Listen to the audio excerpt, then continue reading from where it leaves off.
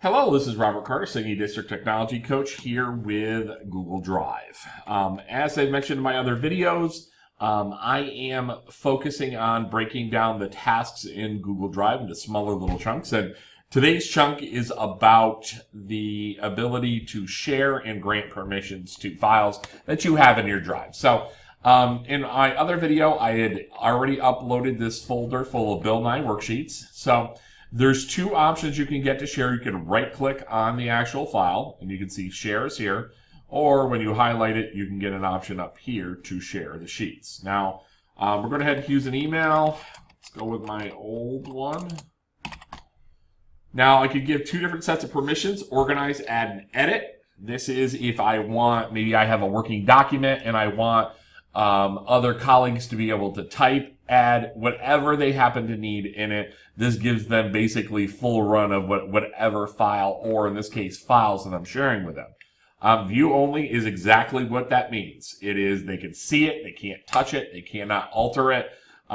Those are very strict permissions if you're just looking to share information, but you want to preserve the integrity of the materials that you're sending. So view only is nice if maybe you're sending worksheets that you don't want edited, but you want to allow them to be able to print whatever they're seeing. Okay. Make sure that you have notified people checked so that they know that the file has been shared. We can go ahead and add a message. This is my worksheet folder. Enjoy. And as soon as I'm ready, I'm going to go ahead and hit send. Now, in this case, it's warning me that it's outside of my domain. You won't get this message if you share with somebody that's inside of our SANY domain. This is our old one, so I get this, but okay, yes is good. And you'll see that it's sending. Sometimes this may take a few seconds, so please be patient. I'm also going to show you internal error. Let's try that one more time. There it goes. Okay. So I'm also going to show you how to use shareable links. This is really nice if you want to be able to share a document or a folder, maybe cross a mass email. If you want to just link it in there, just in case you want that link is going to be put out to different colleagues. We're going to take a look at what those sharing options look like by using this shareable link here in the corner, or right click and we can hit shareable link. Now, in this case, we want to be able to turn link sharing on. Here is my link, okay? We'll also have the option to, like I said, to pop it up over here. But let's right click, shareable link, and let's hit on shareable settings. This is the crux of being able to share different pieces. So we can hit more here. We can see the different options here. Public means if someone gets a hold of that link, they can have access. Anybody with a link.